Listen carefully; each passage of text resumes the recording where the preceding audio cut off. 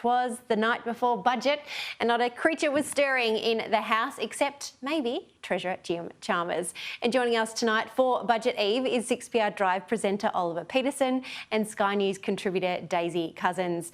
Very, very busy night, lady and gent, so let's jump straight in to the front of the national broadsheet tomorrow with the Australian leading with Jim's surplus. Now you see it is the headline. Jim Chalmers will return the budget to surplus for the first time in 15 years, but plunge it straight back into deficit next year on the back of a big spending program aimed at relieving cost of living pressures for vulnerable Australians. Ollie, you and I have been living, breathing all of the fiscal news and leaks that have been coming out of Canberra for the past couple of weeks, you with your listeners on Radio 6PR over in Perth. What is the vibe there about the budget coming down the pike tomorrow?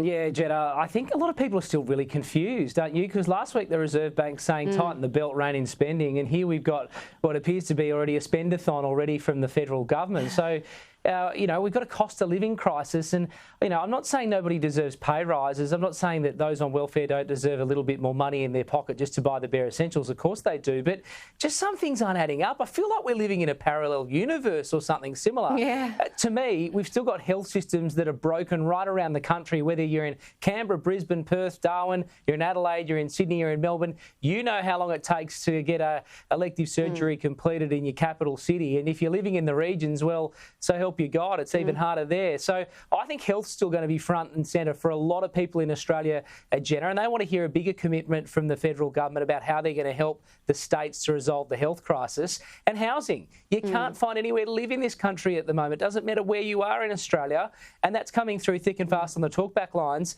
Not enough's being done to talk about housing. Yes, we know there's a big plan that's in place there from the federal government, not getting the support of the Greens or the crossbenchers, but we've just got to hear more on that, Jenna. It's about basic essentials, and I hope there's some of that in tomorrow's budget when Jim Chalmers is standing at the dispatch box in Canberra.